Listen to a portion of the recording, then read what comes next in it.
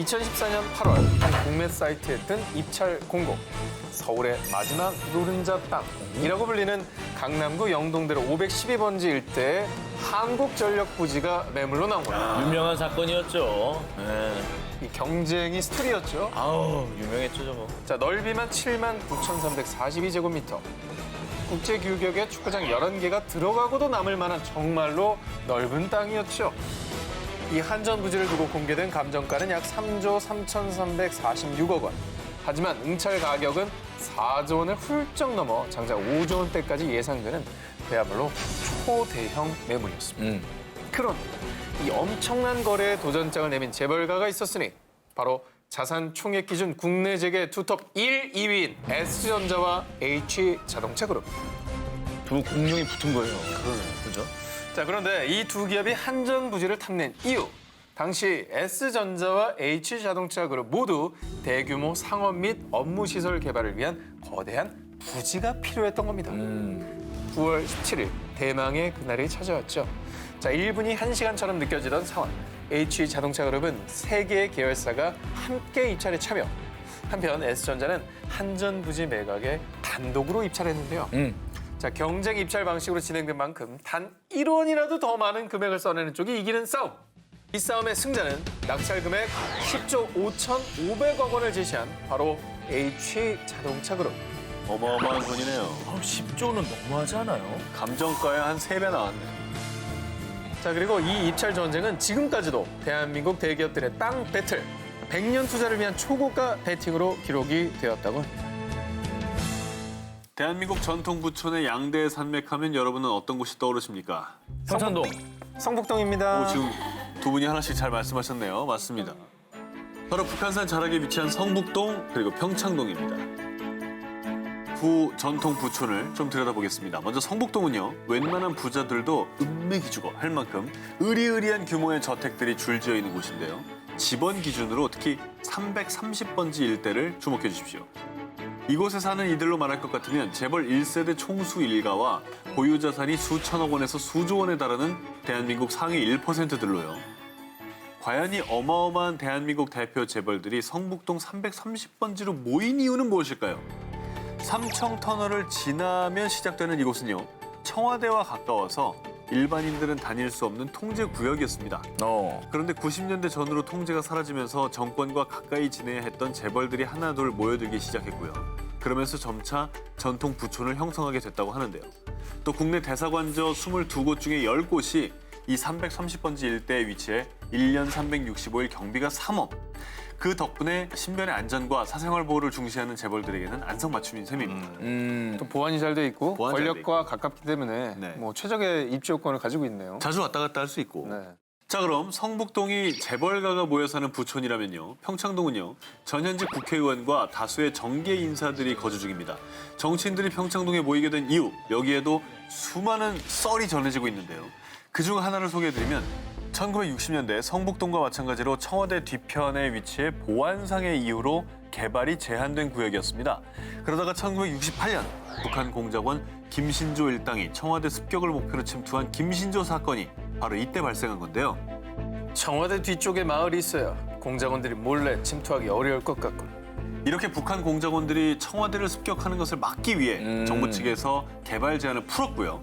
이후 청와대와 밀접한 위치로 정치인들이 모여들기 시작하면서 그래서 현재 평창동이 대한민국 정치 1번지로 자리매김하게 된 거라고 합니다. 자, 그런데 말입니다. 성북동과 평창동은 대대로 땅의 기운도 엄청난 곳이기도 합니다. 먼저 성북동을 보면요.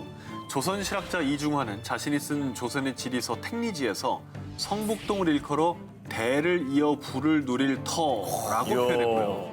풍수의 5대 요소인 용혈사수향을 모두 갖췄다는 겁니다. 우와. 북한산이 용, 북한산의 산세가 모이는 혈, 그리고 그 골짜기마다 흘러나오는 물까지 이 모든 것이 완벽하게 적합하다는 겁니다. 큰 산과 이런 게 그 동네를 쫙 감싸고 있는 그렇죠, 그렇죠. 그런 풍수지리적인. 전통적인 배산임수 아니야? 그러니까. 그죠? 그래서일까요? 이 성북동은 명당의 기운을 받아서인지 조선시대 때 누에농사 풍년을 기원하며 제사를 지낸 선잠단을 비롯해 만해 한용운 선생의 유택, 시무장 등이 위치해 있습니다. 오. 대대로 뭐 내려줘온 명당 오브 명당인 거죠. 그러네요. 자, 평창동은요. 조선시대 쌀과 동전 등의 세금을 걷었던 관청인 선해청의 창고, 상평창이 있던 곳이라고 해서 평창동이 됐고요. 평창동은 바위가 많고 산세가 험해 일반적인 사람들보다는 기가 강하고 개성이 뚜렷한 문화예술인이 살기에도 좋은 곳이라고 합니다. 대표적으로 이제 알려진 분이 뭐 서태지 씨, 뭐 윤종신 씨 이런 분들이 사시고 고두심 씨, 또 드라마 작가 김수현 선생님, 미술, 뭐 작가, 예술 이런 쪽에 계신 분들이 진짜 많아요. 서울예고도 있고. 서울예고도 있고 그러네요. 아예 예술고등학교가 있네. 문화예술의 뭐 허브네. 네. 여러분 뜨는 부동산 하면 뭐 강남구 청담동, 또 삼성동, 또 마포구 연남 뭐 여기까지는 요즘 다 유명해서 아시잖아요. 그죠? 네. 하지만 귀를 쫑긋 세우시기 바랍니다. 돈이 몰리고 있는 곳은 따로 있습니다. 또 낙지 말고. 자, 이거 특별히 오늘 데스크인 부동산 전문가 박종복 원장님께 직접 얻은 정보입니다. 전형적인 사기꾼 멘트인데. 수익률 대박 예상이에요. 아, 그래요? 메모와 볼펜 메모 준비. Let's get it. 자, 배우 이종석, 또 한효주, 신민아 탑스타들이 요즘 주목하고 있는 핫플레이스. 그곳은 바로 서울 용산. 용산, 맞아. 네. 용산 시대라고 그러잖아, 이제. 네. 그야말로 말씀하신 대로 신용산 시대를 불리며 탑스타들의 투자가 줄을 잇고 있다는데요. 자, 업계에 따르면 한효주 씨는 작년 9월 용산구 한남동의 건물을 55억 원에 매입. 이어서 신민아 씨도 지난 1월 용산구 한강로 2가의 주택 건물을 55억 5천만 원에 매입했고요. 이종석 씨 또한 지난 3월 한남동 최고급 주택단지 H1 인근에 위치한 건물을 30억 원에 매입했다고 하는데요. 왜 이렇게 사, 이거? 아니 서울의 중심이긴 하지만 또 강남도 아니고 왜 용산 한남동에 저렇게 모이는 거죠? 자, 용산이 뜨고 있는 이유. 자, 먼저 교통의 요즘. 강남역부터 신사를 거쳐 용산역까지 이어지는 신분당선 연장선이 생기기 때문인데요. 자, 2017년 5월에 착공한 신분당선 연장선은 7년 뒤인 2025년에 개통이 되는데요. 자, 그러면 무슨 일이 벌어지느냐? 용산역에서 강남역까지 무려 18분의 주파가 가능합니다. 그렇게 빨리 가요? 네, 지금은 강남역에서 용산역까지 아무리 빨라도 40분은 걸리고 환승까지 해야 되거든요. 자, 그래서 전문가들은 지하철이 개통되는 2025년쯤엔 용산구 부동산이 1.5배는 그냥 더 오를 것으로 예측을 한다고 합니다. 허허. 자, 그리고 이렇게 연예인들의 매매가 활발해지면서 그 근방의 빌딩 시세까지 함께 들썩이고 있다고 합니다. 이분들의 얘기를 한번 들어보십시오. 서울에 사는 A씨는 하루아침에 경기도 연천에 있는 240만 제곱미터에 이르는 땅 부자로 등극했습니다. 또 충남에 사는 B씨, 하루아침에 4,016만 제곱미터, 여의도 면적의 약 1.4배나 되는 땅을 되찾아서 땅 부자로 등극했습니다. 귀가 솔깃하시죠? 뭐지? 재개발이죠. 자, 알려드리겠습니다. 이 두 가지만 있으면 여러분 이렇게 되실 수가 있습니다. 바로 본인 신분증, 그리고 재적 등본. 재적 등본? 자, 정확히는 신분증과 사망한 조상의 재적 등본만 있으면요. 묻지도 따지지도 않고 숨은 땅을 찾아드리겠습니다. 아, 숨은 땅. 자, 바로 이게 조상 땅 찾기 서비스를 이용할 수가 있는 건데요.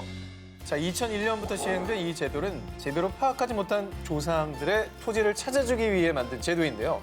작년 한 해 동안 무려 약 13만 명이 총 667제곱킬로미터의 땅을 찾았다는데 거의 서울 면적을 찾은 겁니다. 어마어마하죠? 안 찾았으면 그냥 모르고 살 뻔했네요. 모르고 살았던 거죠. 와. 자, 얼른 찾아보고 싶으신 분들 가까운 또 시청, 뭐 군청, 구청의 민원실을 방문해서 조상 땅 찾기 서비스 이용하려고 합니다라고 하시면 조회를 해줍니다. 자, 여기에 드는 수수료 얼마냐? 얼마예요? 빵원. 오케이. 무료입니다. 자, 그리고 우리 조상 땅이 어딨어? 없어. 없었을 거야. 이렇게 지레짐작으로 포기하시는 분들 보기는 너무 자, 국토교통부의 한 직원 말에 의하면 신청자 4명 중 한 분이 숨은 조상 땅이 있는 거를 확인했다고 합니다. 그래요? 그리고 제대로 된 주인을 찾아가는 건 이건 올바른 일입니다. 그렇죠. 자, 그럼 이번 추석에 고향에 내려가셔서 가족들과 함께 잠들어 있던 조상 땅을 여러분 찾아보시는 건 어떨까요? 1971년 4월 27일 제7대 대통령 선거에서 당시 민주공화당의 박정희 후보가 당선되면서요. 신민당 소속이었던 김대중 후보는 낙선의 고배를 드는데요. 이어 1987년 제13대, 1992년 제14대 대선에서도 자리를 양보하게 됩니다. 연이은 낙선에 고민하던 김대중 후보. 그런데 부모 쪽 묘자리 터가 그렇게 안 좋다며? 아버지의 묘와 어머니의 묘자리를 둘러싸고 안 좋은 소문들이 들리기 시작을 합니다. 그래서 김대중 후보는 고민 끝에 큰 결심을 하게 됩니다. 바로 부모님의 묘를 합장해 한 곳으로 이전. 그는 우선 유명한 풍수가였던 손석구 직관에게 묘 이장에 대한 자문을 구했다고 하는데요.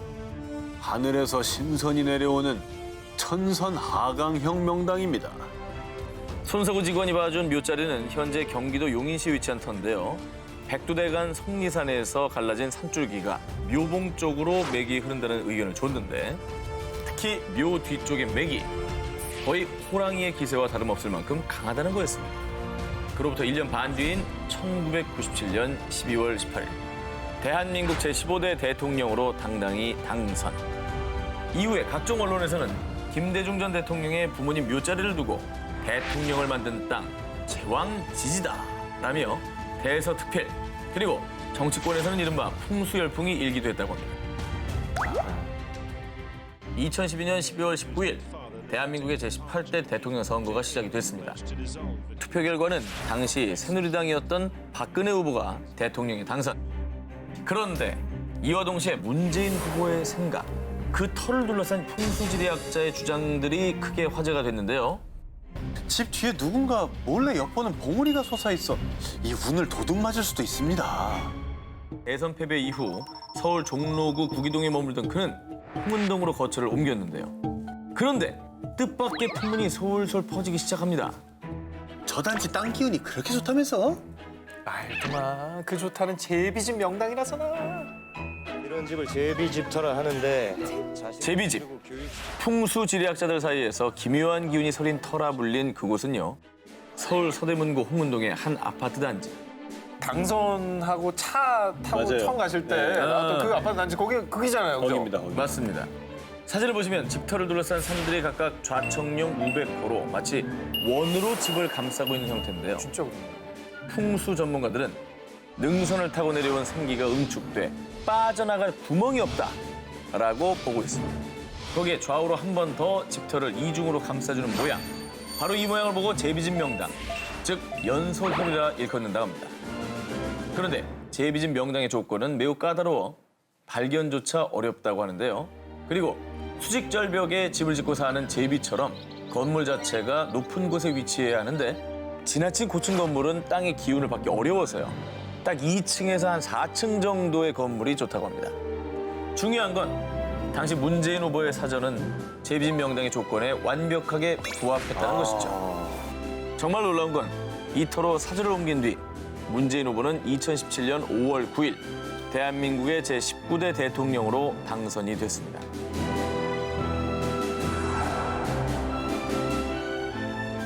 내가 바로 나는 새도 떨어뜨리는 안동김씨다. 1849년 강원도 농사꾼이었던 철종을 소위 허수아비 왕으로 세워 왕보다 더 막강한 권력을 가진 세도가였던 안동김씨. 그런데 아이고 대감, 이놈 살을 굶었습니다. 한 푼만 주십시오. 그는 때론 한량처럼 또 때론 미치광이처럼 속없이 지냈습니다. 하지만 사실 그는 오직 안동김씨 세력을 꺾기 위해 국리 중이었는데요. 그리고 선택한 방법 중 하나가 바로 풍수. 무슨 터가 알고 싶어 오셨어? 그는 돌아가신 아버지의 묘를 안동김씨의 조상묘보다 더 좋은 명당에 이장해서요. 좋은 길을 팍팍 받아 왕권을 바로 세우고자 했습니다. 이대 천자가 나오는 땅. 2대 천자지지, 즉 2명의 왕을 낼 수 있는 명당을 추천받은 그 충청도 덕산현 가야산 동쪽으로 가시면 뜻을 이루실 수가 있을 겁니다. 이것이 왜 명당이냐. 이 가야산 오른쪽으로는 청룡의 기운, 왼쪽엔 백호의 기운으로 둘러싸인 데다 완벽하네. 청룡의 기운이 담긴 옥녀폭포와 백호의 기운이 담긴 가사봉 계곡의 물이 이곳에서 만나서요. 명당의 조건인 임수를 형성한다고 합니다. 자, 그런데 여기에 걸림돌이 하나 있었습니다. 이미 가야사라는 큰 절과 금탑이 세워져 있었던 건데요. 그래서 그가 선택한 방법, 가야사에 불을 질러 없앤 뒤 결국 아버지의 묘를 이장했다고 합니다. 그리고 1863년 그의 아들은 결국 왕의 자리에 오르게 됐습니다. 그가 바로 조선의 26대 왕 고종. 그리고 명당을 차지하기 위해 물불 가리지 않던 이가 바로 흥선대원군. 그리고 1907년엔 고종의 아들 순종이 조선의 27대 왕으로 등극하면서 가야사는 2대에 걸쳐 왕을 배출한 명당임을 입증한 셈이 됐죠. 누구에게나 있는 내 집 마련의 꿈. 하지만 쉽지 않은 게 현실이죠. 그런데 말입니다. 지금 보이는 이 집을 1센트, 단돈 약 10원에 얻은 사람이 있다면 믿으시겠습니까? 10원이요? 10원? 10원으로 뭐 저 돌계단이라도 하나 사겠어? 말도 안 돼. 창문도 안 되겠다. 내 집 마련의 꿈을 실현한 주인공은 데미 스키퍼. 그녀가 집을 사게 된 비결은 바로 이 머리핀입니다. 저게 그거구나. 진품명품. 어? 저게 아하. 중세 시대 쓰였던 뭐 어허. 마리 앙뚜아네트의 뭐 그거 좀 팔아가지고. 자, 대체 어떻게 된 일이냐? 2020년 5월 미국 샌프란시스코 코로나19로 자가격리 도중 무료함을 느낀 스키퍼는요. 이 물물 교환을 통해 머리핀을 집 한 채로 만들겠다는 아주 무모하고도 황당한 계획을 세웠습니다. 자, 그렇게 시작된 물물 교환. 혹시 이 머리핀 필요한 분 없으신가요? 어떤 물건이든 좋으니까 교환해 주세요. 저 때마침 머리핀이 필요했거든요. 제가 안 쓰는 귀걸이가 있는데 저랑 바꿔요.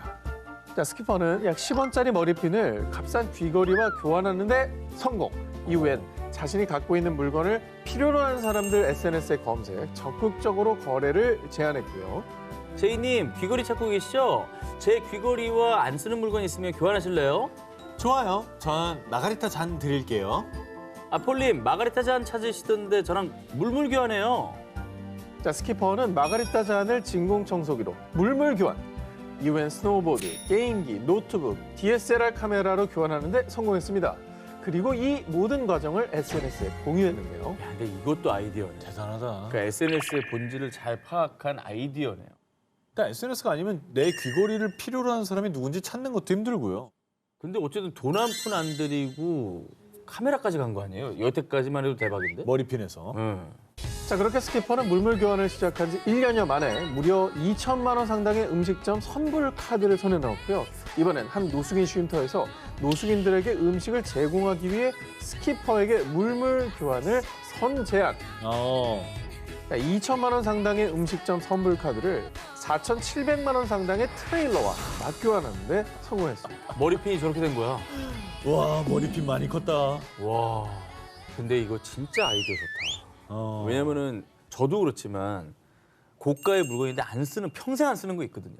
네. 그럼 당장 내가 필요한 거랑 바꾸는 게 낫거든. 그래. 야, 저 이거 트레일러도 진짜 안 쓰는 분한테는 애물단지일 수 있어요. 안 쓰면 공간만 찾아야지 저거 뭐 할 거예요. 자, 이렇게 1년 6개월 동안 총 28번의 물물 교환 끝에 스키퍼는 단 한 푼도 들이지 않고 9,500만 원 상당의 집을 마련하는데 성공했습니다. 나도 한번 해볼까? 28번 만에 그렇게 많이 걸리지도 않았네. 집이 이쁘다 근데. 바로 저기입니다. 말도 안 돼. 아까 사진에서 본 그 집이에요. 아유, 야, 이거 한번 해보자. 재밌다 이거. 이렇게 황당한 아이디어를 실행에 옮겨 집을 얻게 된 스키퍼는 집을 수리한 뒤에 귀부해서 다시 물물 교환해 볼 생각이에요. 이렇게 또 다른 물물 교환 프로젝트를 예고했습니다. 근데 이렇게 되면은 이제 컨텐츠가 됐잖아요. 그러면 이제 기대를 한다고. 다음에 뭐 바꿀까? 뭐 집이 살까? 뭐가 될까가 기다려지잖아. 그러면 또 팔로워가 늘고. 자, 두 기자님은요. 드넓은 뒷뜰에 넓은 수영장까지 딸린 고급 2층 주택을 단돈 16달러, 한화로 약 18,000원에 가질 수 있다면 어떻겠습니까? 의심할 것 같아요. 저 귀신 나오는 집 아닌가. 아, 저주. 자, 사연 속으로 들어보겠습니다. 2011년 미국 텍사스 50대 남성 키네스 로빈스는 우연히 주인 없이 오랜 시간 방치된 빈집을 발견. 번뜩이는 아이디어를 떠올렸습니다. 주인 없는 빈집이라고? 이거 탐나는데? 내가 가져도 되지 않을까? 자, 물론 원래라면 빈집에 거주하게 될 경우 원소유자와 협상이 필요합니다. 자, 그런데 이 고급 주택의 전주인은 빚을 갚지 못해 도망치듯 집을 버리고 떠났습니다. 어머, 이 집을 압류했던 모기지 회사까지 파산했습니다. 주택의 소유주가 없어진 것이죠. 그리고 이 점을 눈여겨본 로빈스는 집을 가질 수 있는 방법을 연구. 당시 텍사스의 법에 따르면 주인이 없는 집에 3년 이상 거주하게 될 경우 그 집의 소유권까지 가질 수 있다는 사실을 알아냅니다. 자, 이 점을 캐치한 로빈슨은 빈집을 가질 수 있는 권리를 주장하는 한 페이지짜리 진술서를 제출. 그 집의 임시 주인이 됐는데요. 자, 그러니까 서류 제출에 필요했던 단돈 $16, 약 18,000원으로 로빈슨은 무려 한화로 3억 7천만 원이 넘는 고급 주택에 눌러앉게 된 겁니다. 특이하다. 아, 머리는 정말 잘 굴렸네요. 그러니까 눈여겨보고 있다가 이런 법이 있는 걸 잘 알고 활용한 거잖아요. 자, 로빈슨은 원래 있던 법을 이용 말 그대로 잔머리를 굴렸을 뿐 아니, 저는 합법적으로 이 집에 살고 있을 뿐입니다. 아니, 평범한 절차는 아니에요. 압니다. 하지만 분명 법을 어기진 않았어요. 법을 어긴 건 아니었기에 아무도 로빈슨을 그 집에서 강제로 퇴거시키지 못했는데요.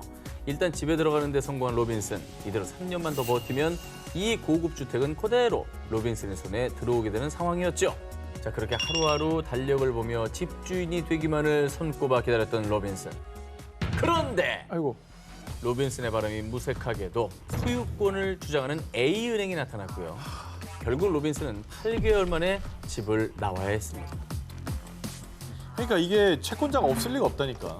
뒤늦게 안 거지. 근데 저런 집 저기 8개월 사는 거 월세만 생각해도 16만 원이면 그럼. 아 16,000원? 16,000원. 16,000원이면 뭐 남는 장사 한 거죠 뭐. 그죠? 남는 장사했죠. 예. 야. 대박 중에 대박이 될 뻔했지만 결국 쓸쓸히 퇴장할 수밖에 없었던 한 남자의 이야기였습니다. 화려한 스카이라인과 고층 건물들이 뿜어내는 불빛들, 세계 3대 야경으로 꼽히는 도시, 홍콩입니다. 이 화려한 도시 안쪽에서는 밤마다 이색이다 못해 황당한 풍경이 펼쳐지고 있습니다. 24시간 에어컨 빵빵한 곳은 바로 여기밖에 없어요. 무료로 지낼 수 있으니까 어쩔 수 없이 오는 거죠. 자, 이들이 말하는 곳이 어디냐? 바로 홍콩에 있는 파파파파파 24시간 패스트푸드점, 특히 홍콩 주거 지역인 취엔완에 있는 매장의 풍경입니다. 자, 살펴보면요. 피곤한 기색의 사람들이 테이블에 엎드려 있거나 긴 의자를 침대 삼아 쪽잠을 청하기도 합니다. 이불까지 갖고 왔네. 심지어는 이불까지 가져와서 정말 자기 집처럼 쉬는 사람들이 있는데요. 그래서 이 사람들 두고 일명 맥난민, 맥슬리퍼라고 부릅니다. 이분들은 뭐 직업이 따로 없으신 건지 아니면 집이 없는 무슨 노숙자이신 건지 어떤 분들인가요? 놀라운 사실은 말이죠. 맥난민 중에 절반 이상은 직장을 다니고 있습니다. 아이고야. 3분의 2 이상은 월세든 자가든 자기 집이 있다고 합니다. 아 근데 왜? 자, 하지만 그럼에도 불구하고 이들이 맥도날드 B로 향한 진짜 이유는 무엇이냐? 바로 주거비 때문입니다. 실제로 네. 2018년 6월 모 컨설팅 업체에 따르면 전 세계 209개 도시 가운데 주거비가 가장 비싼 도시로 홍콩이 선정이 됩니다. 그리고 아파트 구입 가격은 거리의 구두 수선점 점포 크기 정도인 3.3제곱미터당 하나로 1억 원이 넘는 정도라고 합니다. 홍콩 관광의 중심, 구룡반도, 투콰한 지역의 한 아파트에 세대로 사는 사람들은요. 아, 방에는 창문도 없고 집주인은 에어컨 요금을 16배나 올려받으니 어떻게 살겠어요? 라며 고통을 호소하고 있습니다. 실제로 방 하나에 닭장같이 나뉜 여러 개의 방이 있는데요. 이걸 쉐어하는 겁니다. 아이고. 저기 이제 방 하나에 저렇게 구분해 놓고 사시는 거죠?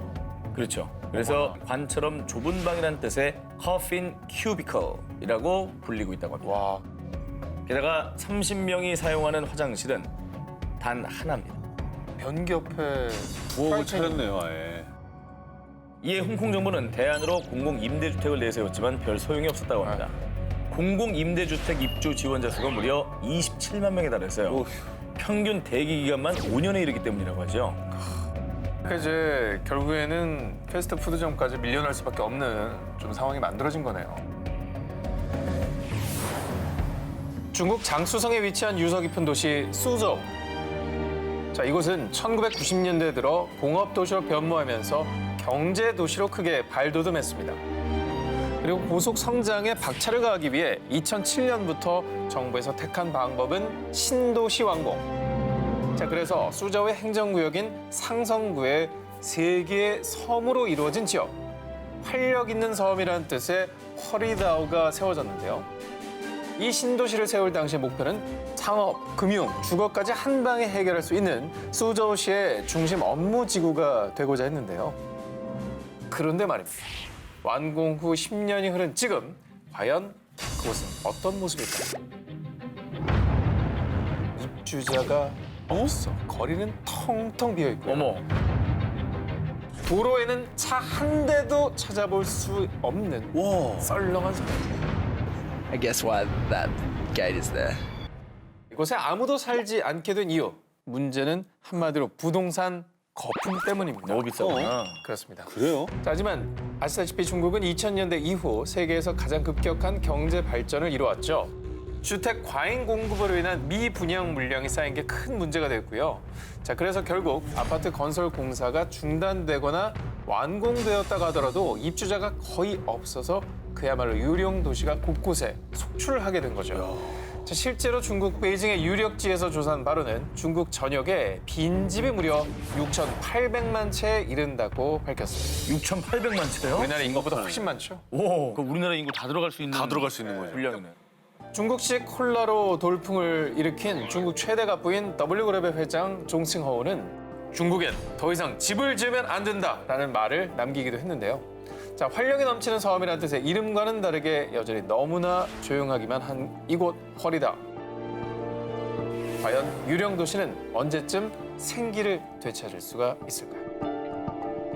잘못된 도시 계획이 얼마나 큰 재앙을 낳는지를 그러네. 보여주는 단적인 사례인 것 같아요. 참 모순인 것 같아요. 한 곳에는 정말 기거할 곳이 없어서 집값이 치솟고 한 곳은 너무나 사람이 들어가도 멋지게 만들었는데도 아무도 살지 않고. 마구잡이로 박스를 쌓아 올린 듯한 외형. 게다가 빛도 제대로 들지 않고 미로처럼 복잡하게 설계돼 길을 잃기 십상인 이곳은요. 홍콩 범죄 영화 아비정전의 무대이자 영화 배트맨 비긴스의 고담시, 또 쿵푸허슬의 돼지촌의 모델이 된 홍콩의 구룡채성. 사람이 살았던 거죠, 그러니까 다. 엄청 많이요. 엄청 많이 살았죠. 그런데 20세기 마지막 무법지로 불린 구룡채성은 처음부터 이런 무법지의 상징은 아니었습니다. 이곳은 중국 송나라 당시에 해적으로부터 소금을 지키기 위해 세워진 2층 높이의 군사 기지였는데요. 그런데 1842년 아편 전쟁이 끝나고 영국이 홍콩을 지배하게 됐는데 이곳만 청나라의 관할 지역으로 남게 됐고요. 그 뒤 중국의 내전이 일어났는데 지역의 특수성 때문에 통제조차 제대로 이루어지지 않은 상태에서 중국의 수많은 난민이 홍콩으로 밀려들었고요. 갈 곳 없던 이들이 발견한 곳이 바로 이 구룡채성이었던 겁니다. 이후 난민들은 무허가로 무려 15층까지 불법 증축을 거듭 이 시기에 이 기괴한 모양새를 갖추게 된 거라고 합니다. 어떻게 저렇게 쌓아 올렸냐. 게다가 1990년대 초엔 3만 제곱미터 면적에 5만여 명의 사람들이 거주. 웬일이야. 상상이 안 가시죠? 그런데 말입니다. 그 어떤 나라의 통제를 받지 않던 이곳을 노린이들이 있었습니다. 바로 세계적인 폭력 조직이자 중국 대표 마피아 조직 사마페. 그들은 구룡채성을 본거지로 접수, 살인, 마약, 매춘, 도박. 이 세상에 현존하는 모든 불법 행위와 범죄가 들끓는 20세기 마지막 무법지대가 되고 만 겁니다. 그래서 1990년 구룡채성에서 영화 아비정전을 촬영한 홍콩 스타 양조위는 쥐가 득식을 거리는 아편골 투성이에 법은 전혀 통하지 않는 곳이다! 라는 말을 남겼을 정도였다고 합니다. 그 양조위도 아마 찍으면서 좀 불안하지 않았을까요? 그런 느낌이 그렇겠지. 들었으니 그런 말이겠죠. 그죠? 네. 이렇게 무질서 속에 영원히 방치될 것 같았던 구룡채성. 하지만 1984년 Now, Hong Kong people are to run Hong Kong. 영국과 중국의 홍콩 반환 협정이 체결된 뒤 철거가 결정됐고요. 그리고 결국 1994년 구룡채성은 영원히 자취를 감추게 된 겁니다. 아시아에서도 풍수를 유달리 중요하는 도시 홍콩. 그 이유는요. 홍콩 사람 대부분이 행운과 불행이 모두 풍수에서 비롯된다고 믿고 있기 때문인데요. 그래서 대형 건축물부터 집 설계, 심지어는 사무실 책상의 방향까지도 풍수사의 도움을 받을 정도라고 합니다. 심하죠. 재밌는 게 홍콩에서는 변호사, 의사 다음으로 인기 있는 직업이 풍수사라고 할 정도니 얼마나 풍수를 중요시하는지 아시겠죠? 그런데 홍콩에서도 명당 타운이라 불리는 곳이 있습니다. 바로 홍콩섬 북서부의 센트럴 지역. 이곳에는 수많은 다국적 금융기관 본부들이 위치해 있는데요. 그런데 이 명당 오브 명당 자리에서도 몇십 년째 풍수 전쟁이 한창인 곳이 있습니다. 영국계 H은행과 중국계 중비은행. 1985년에 설립된 H은행은요. 살인적인 땅값 자랑하는 홍콩에서도 1층을 뻥하니 뚫어놨습니다. 와, 기운이 막히지 말라 라는 뜻의 풍수 사상을 따른 거라고 하고요. 뻥 뚫어놨구나. 네. 또 돈이 빠져나가지 말고 고의라는 의미로 건물 바닥을 구불구불하게 건설했다. 저렇게 해놨네. 대박이다 진짜. 특이하죠. 진짜 영향을 많이 받는구나. 그런데 불과 5년 후인 1990년 500m도 채 떨어지지 않은 곳에 중비은행이 들어서면서 본격적으로 풍수 전쟁의 서막이 열립니다. 지상 70층의 높이 367m로 당시 아시아 최고의 고층 빌딩으로 화제가 됐지만요. 이보다 더 화제가 됐던 건 건물의 외관. 중비은행을 지은 건축가는 대나무가 자라는 형상을 본뜬 것이다 라고 말했지만 이곳의 풍수학자들은요. 음기가 강한 홍콩에서 양기를 불어넣기 위해 일부러 칼 모양을 형상화한 것이라고 주장. 게다가 사람들은요. 중비은행이 일부러 H은행 기 뺏으려고 저렇게 만든 거 아니야? 어머머. 유치하죠. 그게. 이렇게 얘기를 하기 시작합니다. 아니 저게 농담이 아니라 실제로 저런 얘기를 한다고? 진짜요, 진짜. 그런데 사람들이 이렇게 수군된 이유는 중비은행의 칼날의 방향이 바로 H은행 쪽을 향해 있었기 때문입니다. 오, 여차하면 썰어버리겠다 이거구만. 그렇죠. 어? 그러면 어떻게 했을 것 같아요? H은행 가만히 있었을까요? 방패를 만들었네. 뭔가 해야 되겠죠? 어. 그래서 그 뒤에 H은행에도 새로운 건축이 들어섰는데요. 빌딩 옥상에 대포 모양의 크레인 2대가 딱! 그런데 저 대포 모양의 크레인의 방향이 어디겠습니까? 중비은행. 중비은행을 향하는 거죠. 그렇습니다.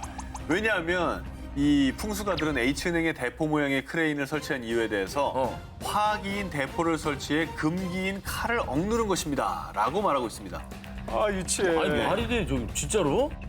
한편 썰에 의하면 H은행의 실적이 뚝 떨어졌다가 실적이 다시 향상된 시기가 바로 저 대포 모양의 크레인을 설치한 이유라고 합니다. 이야. 그러니까 더 믿는 거죠. 명당 중에서도 최고의 명당을 차지하기 위한 홍콩 금융가의 풍수 전쟁. 지금도 이 보이지 않는 전쟁은 계속되고 있습니다. 2015년 영국의 유명 T 일간지에 따르면 땅값이 가장 비싼 도시 탑 10 중 영국 런던이 3위를 차지. 그런데 이 런던에서도 엄청난 부촌이 있다고 합니다. 이곳은 켄싱턴 첼시 왕립 구민. 윌리엄 왕세손 부부가 사는 켄싱턴 궁전을 필두로 전 세계 왕족과 억만장자들이 이웃으로 거주하고 있어서요. 원래 지명 대신에 빌리어네어 로우라고 불리게 되었다고 합니다. 오. 아니 집값이 어느 정도예요? 놀라지 마십시오. 자, 무려 평균 집값이 약 600억 원. 평균이. 평균! 자, 그래서 어지간한 재벌들도 이곳에선 명함도 못 내민다고 하는데요. 아니 근데 왜 산 거예요? 그 인기가 많은 비결이 있을 거 아니에요? 자, 억만장자들의 빌리어네어 로우에 입성하고 싶어하는 이유, 바로 엄격한 보안. 이 이유가 아주 크다고 합니다. 보안? 자, 실제로 이곳은 경찰들이 돌아다니며 외지인이다 싶으면 가차없이 검문을 시행한다고 하네요. 자, 그리고 두 번째는 중요한 초특급 인맥. 인맥이겠지. 네로라는 재벌, 또 사우디 왕족 등 이렇게 세계를 꽉 잡고 있는 슈퍼리치들이 한데 모여 있다 보니 뭐 아주 자연스럽게 인맥을 쌓을 수가 있는 거죠. 그런데 말입니다. 그들이 아주 공을 들여 투자하는 곳이 있습니다. 바로 웰컴 투 언더그라운드 월드. 자, 영국 유명 주위 신문사에서 공개한 지하 세계 도면 보십시오. 영화관, 와인 보관실, 수영장 등 없는 게 없죠. 자, 실제로 국제적인 금융주의 회사의 고위급 임원 크리스토프 스탠저는 자녀들의 놀이시설을 만들기 위해 무려 100억 원을 들여 지하실 개조 계획을 밝히기도 했다는데요. 자신만의 지하 세계를 건설하는데 최소 30억 원 이상의 공사 비용이 들지만 많은 슈퍼리치들은 얼마가 들든 콜이라면서 지하 건설 요청이 쇄도를 한다고 합니다. 근데 뭐 돈도 많은 분들이 왜 저렇게 지하에다 저렇게 파고 들어가는 거예요?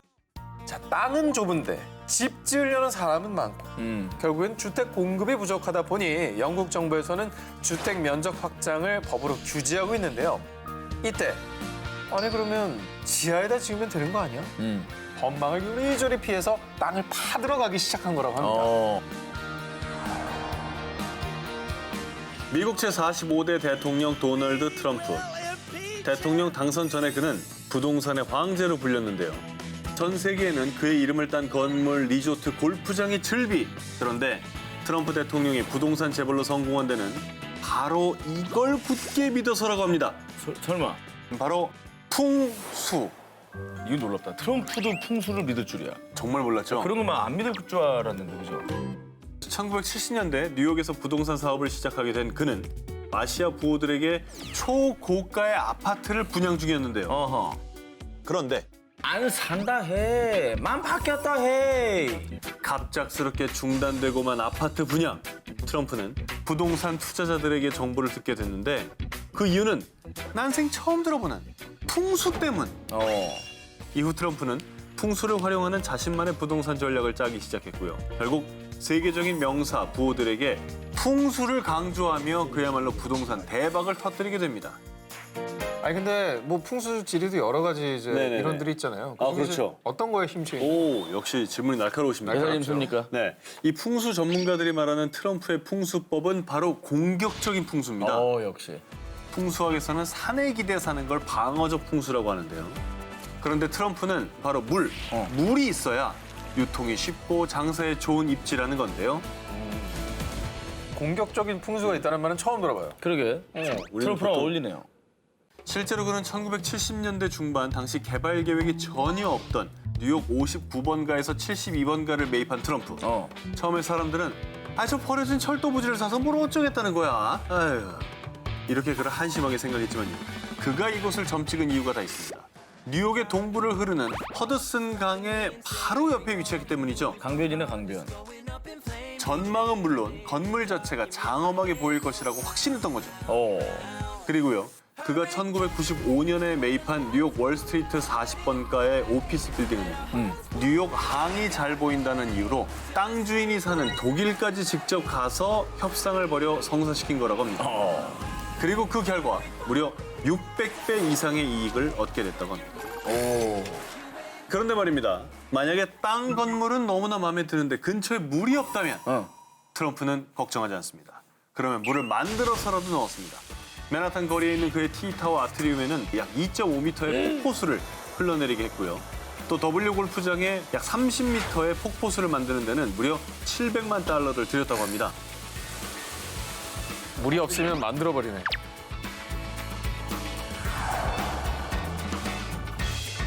세계 최고 호화 부동산 시장. 슈퍼리치들이 가장 선호하는 나라 어딜까요? 니스. 프랑스 남부 니스. 아니 근데 투자 가치까지 보려면 휴양지는 아니에요. 지금 놀러 가고 싶은데 말하는 게 아니에요. 저는 뭐 아무래도 뉴욕 맨하탄 아니겠습니까? 바로 프랑스 남동부에 위치한 작은 도시국가 모나코. 휴양지네? 세계에서 가장 비싼 땅이라는 부동산 왕좌 타이틀을 꽉 쥐고 있는 나라입니다. K사에서 발간한 부보고서 2018에 따르면요.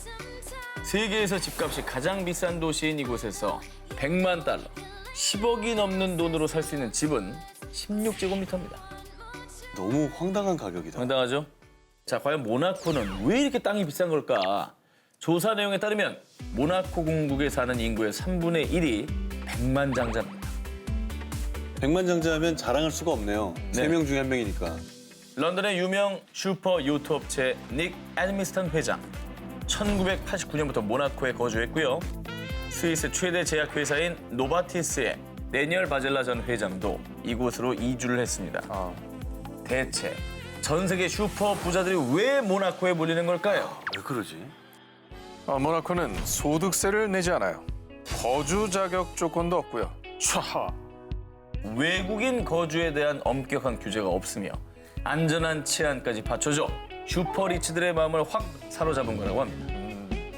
자, 그러면 잠깐 새끼로 빠져서 이렇게 땅값이 비싼 모나코에서 최고로 비싼 집은 또 어디일까? 야, 어디지? 모나코의 최북단 라로스에 있는 오타워. 그중에서도 최상층인 49층 스카이 펜트하우스라고 합니다. 넓이는 3,300제곱미터, 가격은 약 4,076억 원. 궁전이 하늘 위에 있는 거네. 그렇죠. 지중해 바다 위에 궁전이 떠 있는 거예요. 네? 자, 대체 왜 모나코는 땅이 그토록 비싼 걸까요? 단순합니다. 수요는 많은데요. 공급은 따라가기 힘든 조건 때문인 것이죠. 모나코의 면적은 미국 뉴욕 맨하탄의 6%, 홍콩섬의 3%에 불과한 약 2제곱킬로미터거든요. 아, 되게 좁구나, 저희가. 그러니 땅값이 오르는 겁니다. 게다가 들어오겠다는 사람들이 다 말씀하신 대로 슈퍼 리치들이니까 그렇죠. 돈을 싸질러지고 들어온 사람들이 서로 사겠다고 하니까 저렇게 되는 거네요. 자, 그래서 결국 모나코 공국 군주인 알베르 2세는 지중해 연안 6만 제곱미터를 메우는 해안선 확장 프로젝트를 승인했다고 합니다. 참고로 이렇게 토지가 만들어지면 앞으로 120개의 럭셔리 주택 건설이 가능하다고 하는데요. 각각의 주택은 1제곱미터당 약 1억 1천만 원 이상에 팔릴 전망이라고 합니다. 자, 여러분, 부러우면 지는 겁니다. 그냥 졌어. 미국 아이오와주 빌리스카에 위치한 한 저택. 2014년 11월 7일 30대 남성 로버트는 사람들과 함께 이 집에 방문하게 됐습니다. 그런데 로버트가 그만 흉기에 가슴을 찔려 중태에 빠지게 됐는데요. 아, 왜 또 강도예요? 무슨 일이야, 이게? 누가 찌른 거예요? 경찰 조사 결과 당시 로버트는 방에 혼자 있었고요. 혼자 있었으면 뭐 자해한 겁니까? 뭡니까? 자, 정황상 그렇게밖에 이해가 될 수 없는데요. 아무튼 불행 중 다행히도 로버트는 다행히 목숨에는 지장이 없었습니다. 아, 다행이다. 그런데 어떤 이유에서인지 이 사건에 대해 집주인 또 로버트와 동행했던 사람들은 말을 아꼈습니다. 그런데 말입니다. 얼마 뒤 그가 자해한 건 빌리스카 저택 유령들의 소행입니다. 그 집은 저주받았다고요. 놀랍게도 쉬쉬하던 주변 사람들이 빌리스카 저택에 사는 유령들의 짓이라고 주장하며 두려움에 떨었습니다. 뭔 일이야? 무슨 이 집이 그럼 뭐가 있긴 있는 거군요, 이게. 그렇습니다. 이 집에는 정말 끔찍한 사연이 있었는데요. 1912년 6월 이 집에서 일가족 포함 8명이 처참히 살해당한 사건이 일어났는데요. 끔찍해. 그런데 대체 누가 왜 이런 일을 벌였는지 밝혀지지 않은 채 사건은 종결됐고요. 그 뒤로 피가 서린 빌리스카 저택이라는 오명과 함께 흉가로 전락한 겁니다. 그 이후 이곳에서 귀신을 목격했다는 흉흉한 소문이 돌기 시작했는데요. 그래서 1994년경 새 집주인이 집을 보수해 아예 고스트 투어지로 사람들에게 공개했습니다. 자, 실제로 로버트뿐만 아니라 이 집을 찾은 사람들은 온갖 기묘한 일들을 겪었다는데요. 그리고 가장 공통적으로 경험하는 것이 아이들의 웃음소리가 계속 들려요. 아이 귀신을 봤어요. 이렇게 아이 귀신을 목격했다는 것. 심지어 한 방문객이 찍은 사진에는 어린아이로 보이는 형체가 포착되기까지 했습니다. 혹시 그럼 이 집에서 살해당했다는 그 아이들일 수 있겠네요, 그죠? 자기가 죽은지 모르는 걸 수도 있어요. 뭐 그런 걸 수도 있고. 그리고 정말 소름 돋는 건요. 2014년 로버트가 이 빌리스카 저택을 찾았을 때 자상을 입은 시각이 12시 45분경. 그런데 과거 이 집에서 도끼 살인 사건이 일어난 시각과 거의 일치한다고 합니다. 아, 오래전부터 이 빌리스카 저택에서 흉흉한 일이 자주 일어나자 초자연 현상을 조사하는 한 고스트 헌터 팀에서 심령 측정 장비로 집을 조사해봤는데요. 절규가 느껴지죠. 근데 원래 저런 소리가 안 들려야 되는 거 아니에요?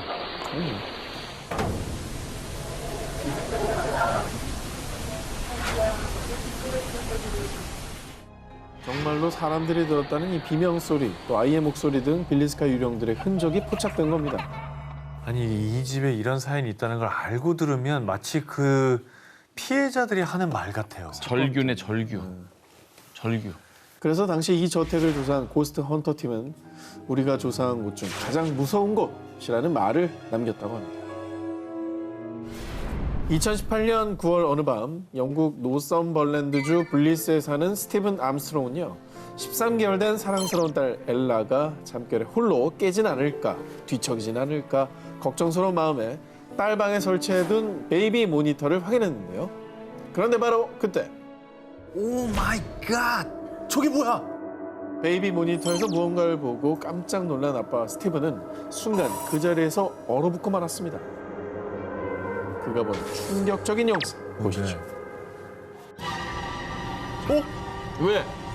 저 왼쪽에 불 같은 거 뭐야? 움직이죠. 조명이야? 아니 애기 있는 방에 CCTV들은 원래 많이 달아둡니다. 잘 자는지도 봐야 되고. 그렇죠, 그렇죠. 근데 저기서 와 저거 너무 무섭겠는데? 저 뭐야? 왜 저래? 뭐야? 이 물체가 점점 움직이며 엘라의 곁으로 다가가는 듯 하자 곧바로 엘라의 방으로 뛰어간 아빠 스티브. 그런데 말이야. 이상하다. 분명히 있었는데 어디 갔지? 자, 곧바로 엘라의 방으로 갔는데 카메라에 찍힌 정체모를 형체는 감쪽같이 사라지고 없었습니다. 울음이 끼친 아빠 스티븐은 이 물체 정체를 밝히기 위해 영상을 영국의 초자연현상 수사관인 세미 롤린스에게 의뢰했는데요. 영상을 본 롤린스. 이 물체는 마치 다른 세계에서 온 존재 같네요. 야 근데 그 뭐지?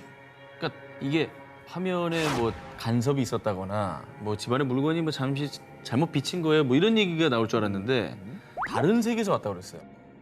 자, 그런데 딸 엘라의 방에서 이런 기이한 일이 발생한 게 이번 처음이 아니었습니다. 이 인형은 뭐지? 나는 이런 인형을 갖다 놓은 적이 없는데?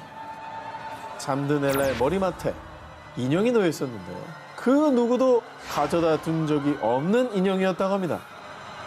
어린 딸 엘라에게 일어난 설명 불가한 기묘한 현상들. 대체 그 정체는 뭘까요? 미국 서부 애리조나주의 관광휴양지 플래그스태프. 이곳에는요, 1927년에 오픈해 무려 93년간 관광객들을 맞이한 몬테비스피 호텔이 위치해 있는데요. 100년 가까이 운영됐으면 그 지역에서도 뭐 명소겠네요. 모르는 사람도 없고. 랜드 마크죠 거의. 그런데 말입니다. 이 호텔 투숙객들의 후기를 살펴보면요, 305에 묵었는데 삐그덕 소리에 밤새 못 잠. 자꾸 누군가 나를 지켜보는 것 같았음. 아 미치겠다. 정말 이렇게 듣기만 해도 오싹한 후기들이 넘쳐나고 있습니다. 난 그래서 저기 저럴 호텔 게 있어 진짜. 호텔도 난 그래 신축만 좋아하잖아. 뭔 후기가 저래요? 뭐라는 거야 말라는 거야? 사실 몬테비스피 호텔에 또 다른 이름이 있습니다. 뭐예요? 바로 유령이 묵는 호텔. 자, 그런데 말이죠, 이 호텔에 묵는 귀신이 하나둘이 아니라고 합니다. 먼저 이 호텔의 대표 귀신을 만날 수 있는 곳 305호. 이곳에서는요, 창가에 앤티크한 흔들 의자가 놓여 있는데요. 흔들의자 싫어. 새벽에 삐그덕 소리에 깼더니 할머니가 의자에서 저를 바라보고 있었어요. 왜 머리가 쭈뼛거려? 늦은 밤 흔들 의자가 홀로 움직이거나 의자에 앉은 한 노파를 봤다는 목격담이 줄줄이. 자, 소문에 의하면 이 호텔에서 장기 투숙을 하던 할머니가 305호에서 묵다가 돌아가셨는데, 아이고. 그 할머니께서 늘 이 흔들 의자에 앉아 창밖을 바라보셨다고 합니다. 아이고. 근데 뭔가 안타깝다 이건. 무섭다기보다는 조금 애처로워. 안타깝네. 슬픈 얘기죠. 예. 네. 자, 그리고 306호에 묵은 남성 투숙객들의 증언에 따르면요, 아니 저 방 좀 바꿔주세요. 숨을 못 쉬겠어요. 자, 잠든 지 얼마 지나지 않아 누군가 자신의 코와 입을 막고 목을 조르는 듯한 고통을 느꼈다고 합니다. 특히 남성 투숙객들이 이런 일을 겪자 흉흉한 소문이 퍼졌는데요. 호텔 근처 유흥가에서 일하던 두 여성이 남성들에게 괴롭힘을 당하고 삶을 비관해 이 306호에서 극단적인 선택을 했고요. 아유. 그 뒤 특히 남성 투숙객들에게 복수를 한다라는 괴소문이 돌았다고 합니다. 근데 뭔가 좀 가슴 아픈 사연들이 있다. 그래서 이 호텔은요, 관광객뿐만 아니라 실제로 고스트 헌터들이 귀신을 만나기 위해 방문하는 경우가 굉장히 많다고 하는데요. 나 무서운 거 없다 하는 분 계십니까? 몬테비스피 호텔이 당신을 기다리고 있습니다. 자, 여러분, 132년 전통을 자랑하는 스프링필 호텔에 오신 걸 환영합니다. 저희 호텔로 말할 것 같으면 엘리자베스 2세 여왕, 마릴린 먼로 등 전 세계 유명 인사들도 찾은 캐나다 밴프의 자랑이라고 할 수 있죠.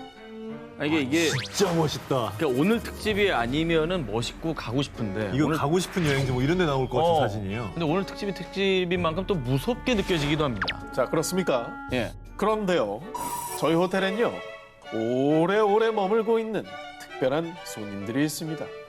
자, 오늘 특별히 그 손님들을 여러분께 소개해 드리려고 합니다. 저희 호텔에는요, 호텔 델루나에서 가장 오싹하고 무서웠던 13호실처럼 지금은 존재하지 않는 오싹한 비밀의 방 873호실이 있는데요. 이건 저희 직원들 사이에서도 금기시되는 비밀인데요. 특별히 여러분께만 알려드리는 겁니다. 이 방에 머물던 모녀 손님이 있었습니다. 그런데 정말 가슴 아프게도 남편의 손에 살해당하고 말합니다. 그런데 그 뒤부터 873호실에 묵은 손님들에 따르면 거울에 피 묻은 손자국이 있다. 방에서 여자와 아이의 비명이 자꾸 들린다. 라는 호소가 잇따라 결국 873호실은 영구 폐쇄됐는데요. 하지만 지금도 이 873호실이 있던 복도에서는 모녀 손님을 만날 수 있습니다. 그 호텔 델루나 거기에도 이런 내용 나오잖아요. 네. 저승에 가지 못하고 호텔에 계속 머무는 거죠. 그렇습니다. 아, 그리고 우리 호텔의 자랑을 빠뜨릴 뻔했군요. 저희는 3분도 아닌 3초 대기 중입니다. 만약 손님들이 룸키를 잃어버려 문 앞에서 곤란해하면 바로 문을 열어드리고 수건이 부족하다 바로 문 앞에 대령해드리죠. 자, 그런데 말이죠. 종종 손님들이 이 직원을 찾는데요. 감사 인사를 하고 싶어서 그런데요. 아, 머리가 희고 녹색 유니폼을 입은 벨보이 어딨나요? 네? 그런 직원 없는데요. 그리고 그 유니폼은 60년대에 입던 유니폼이에요. 눈치 채셨나요? 저희 호텔에 오시면요. 호텔 델루나의 노 지배인처럼 평생을 이 호텔에서 일하고 호텔을 누구보다 사랑했던 벨보이, 1976년에 유명을 달리한 샘 맥컬리도 만날 수 있습니다. 아유, 아니 얼마나 호텔을 사랑했으면 본인이 죽은지도 모르고 호텔에 계속 머물면서 이렇게 하시는지. 계속 일을 하고 있어요. 이게 무섭다가 짠해져. 저기 좀 짠하네. 공포 마니아들이 무더운 여름철을 시원하게 보내기 위해서 도전하는 곳이 바로 귀신의 집입니다. 자, 그런데 말입니다. 일본의 공포 마니아들, 강심장들조차 학을 뗀다는 유명한 귀신의 집이 있습니다. 일본 야마나시현 F 놀이동산에 있는 귀신의 집, 전율 미궁입니다. 전 저길 갔다가 갔어요? 저기 이제 강남시장 갔었어요. 그 타러 저걸 봤어요. 못 들어왔어. 문에서 그냥 기가 질려가지고 나 안 간다고. 뭐 하는 거예요? 갔다 와서 지금 얘기를 해줘야지. 예? 네? 못 들어가면 우리 어떡해. 다음 특집은 저기입니다. 아, 그래요? 예, 코로나 풀리면. 가야겠습니다. 아니 근데 저기 저기가 너무 무서워. 근데 저기가 이름은 되게 많이 들어봤거든요. 네. 폐허가 된 병원을 컨셉으로 한 귀신의 집 전율 미궁입니다. 무려 약 9,900제곱미터. 어마어마한 면적에 55개 방, 96개의 문, 273개 계단으로 구성돼 세계에서 보행거리가 가장 긴 귀신의 집으로 기네스북에까지 등재돼 있다고 합니다. 일단 무서운 걸 떠나서 길어요. 저기 일단 힘들겠네요. 힘들어요. 네. 예. 자, 그러다 보니 귀신의 집 전율 미궁에서는 아우 귀신님 제발 좀 나가게 해주세요. 무서워 죽겠어요. 큰 소리치고 들어갔다가 중도 포기를 하는 이용객들이 속출. 그래서 따로 탈출구까지 마련돼 있고요. 자, 그런데 말입니다. 지금부터가 진짜입니다. 이 귀신의 집을 매일 이곳에 출근하는 직원들마저 무서워한다고 합니다. 직원들이요. 너 아까 계단에 있었지? 계단에 있으면 안 된다니까. 난 넌 줄 알았는데? 나 아니야? 그럼 아까 계단에 있던 도대체 누구야? 직원들이 진짜 귀신을 자주 목격하기 때문입니다. 아, 진짜 목격한다고, 귀신. 그래서 일본의 한 방송국에서는 전율 미궁에 진짜 귀신이 있는지 확인하기 위해서 직접 실험까지 해봤다고 합니다. 직원들이 모두 퇴근한 밤 10시 출연자 혼자 전율 미궁 안에 들어갔습니다. 그런데 이때 책상에 있던 물건이 갑자기 떨어지는가 하면 분명 아무도 없었는데 누군가 출연자의 발목을 만지기까지. 와. 실제로 겪은 겁니다. 퇴근했고 아무도 없었어요. 뭐 TV 방송도 됐고 출연자들이 여러 명 목격한 거면 이것도 착각이라고 보기는 힘들 것 같아요. 뭔가 있는 거죠. 그렇죠. 야, 너무 무섭다. 그래서 꽤 오래전부터 진짜 귀신이 있다는 논란이 많자 2007년경부터 전율미궁 한켠에 사당을 마련해서요. 직원들이 귀신들의 넋을 달래고 있다고 합니다. 야, 하네 진짜. 세상에서 제일 무서운 귀신의 집 전율미궁. 여러분도 한번 도전해 보시겠습니까? 지난 2015년 8월 미국의 한 부동산 사이트에는요. 1991년 개봉 당시 인기를 끌었던 인기 영화의 실제 촬영지를 판매하는 글이 올라왔습니다. 판매. 바로 영화 대부분의 촬영이 이루어진 펜실베니아주의 레이턴 2층 가옥이었습니다. 이 매매글은 영화의 인기만큼이나 세간의 관심을 받게 됐는데요. 지어진 지가 100년이고요. 오래된 가옥이지만 햇살 가득한 정원과 밝은 침실, 수영장을 갖춘 마당까지. 게다가 부동산 사이트에서 여러 매물 중에 조회수 2위를 기록하며 당장이라도 팔릴 것처럼 보였죠. 그런데 에이, 그 집에서 그 영화를 본다고 상상하면 정말 대박. 끔찍한 장면을 찍은 곳을 누가 살까? 아, 이 영화가 무서운 영화였나 호러 보다. 영화구나.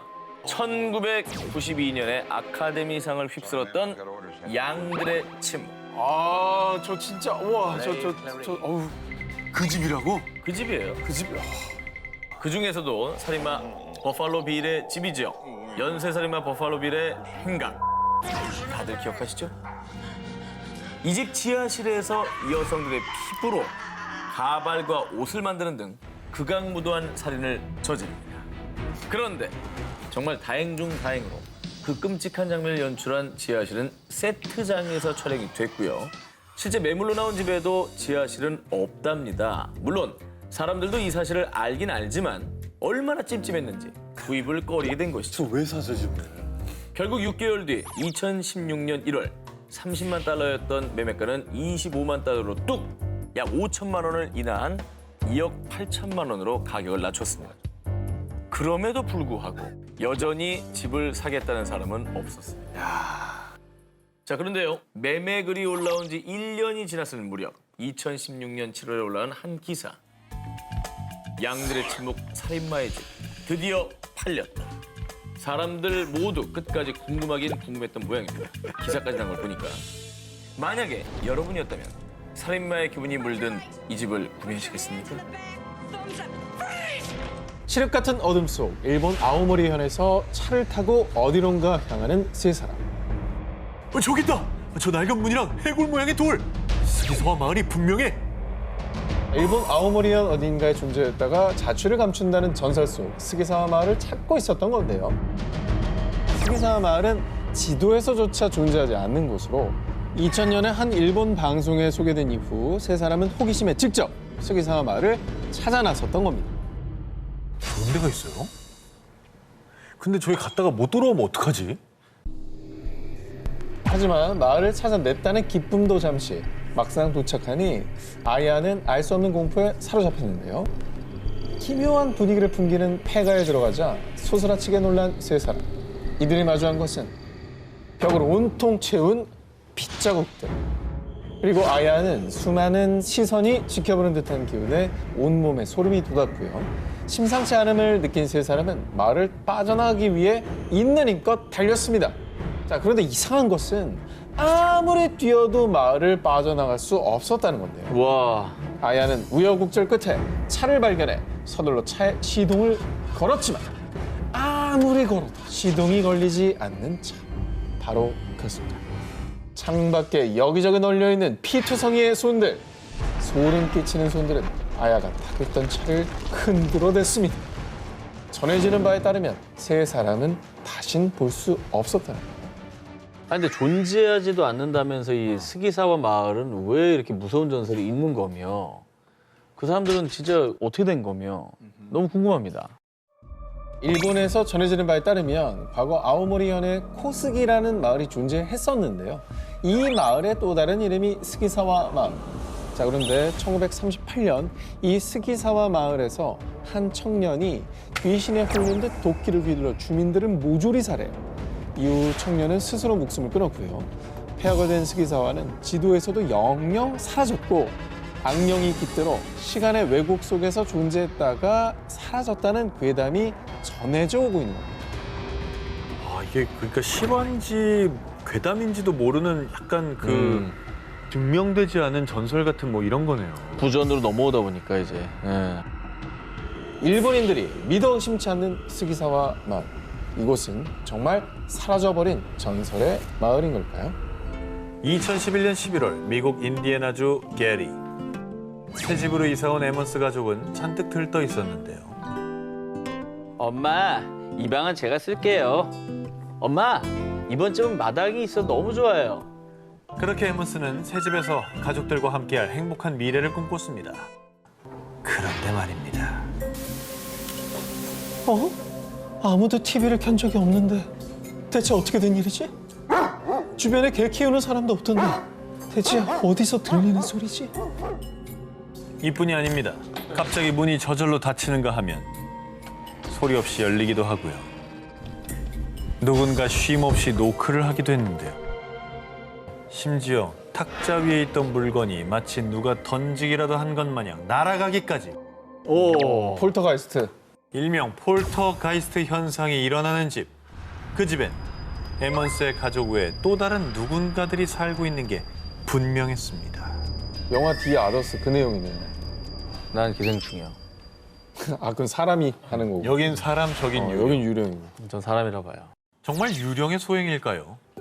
그 집에 이사 온 뒤부터 에먼스의 가족들은 갑작스레 신장 감염 등 온갖 질병을 앓을 뿐만 아니라요. 악마들이 내 귀에 대고 노래를 속삭였어요. 우리는 크고 검은 괴물도 봤어요. 그것들은 분명히 악마였어요. 내 아이들을 조종했다고요. 이 집은 악마가 들끓는 집이에요. 에먼스의 가족은 이상한 일이 특히 많이 벌어진 곳, 집 지하실을 악마의 기지, 지옥으로 가는 문이라고 불렀습니다. 와, 우리 집이 그렇다면 진짜 끔찍한 거잖아요. 악마? 봤대잖아, 검은 걸. 에먼스 가족의 집에 출동한 경찰도 처음엔 가족들이 거짓말하는 거라고 의심했습니다. 계속해서 움직이는 누군가의 그림자와 의문의 목소리, 그리고 집에 묻어난 기름 같은 것을 만졌더니 손가락이 마치 화상 후 물집처럼 하얗게 변해버리는 등 어디가? 오싹하고 소름 돋는 현상들을 마주했고요. 아, 새끼손가락? 당시 촬영한 주택 사진에는 유령의 모습이 찍혀있기까지 했습니다. 아우, 저거 이상하다. 아우, 씨. 마네킹 아니야? 저주 인형 아니야, 저거? 아우, 저기, 너무 선명하게 찍혔는데? 왜 저렇게 찍혔지? 결국 에먼스 가족의 집에서 퇴마 의식이 3차례나 진행됐지만 아무 소용 없었고요. 결국 에먼스와 가족은 불과 반년 만에 도망치듯 이사를 나와야 했습니다. 악마의 집, 지옥으로 가는 문, 이렇게 불리던 그 집은 얼마 뒤 미국 기현상 리얼리티 쇼의 진행자 잭 바겐스가 구매. 그 집에서 일어난 실화를 바탕으로 한 영화 촬영을 위해 2016년 비로소 그 주택을 철거했는데요. 그렇게 2018년 개봉된 다큐멘터리 영화에 이어 세계 최대 온라인 동영상 서비스 기업인 넷플릭스 측에서도 에먼스 가족이 살았던 악마의 집 이야기를 영화로 만들 예정, 2022년 현재 촬영 진행 중이라고 합니다. 진짜 영화로 만들어질 현실 속 공포 얘기. 해당 주택은 철거됐지만요. 그렇다면 그 주택에 살았던 악마의 영혼들은 과연 어디로 갔을까요? 2022년 1월 영국 유명 동영상 플랫폼 인플루언서 로사 치카스는요, 호기심에 코골이나 잠꼬대 등 수면 중에 나는 소리를 녹음해주는 앱을 사용해봤습니다.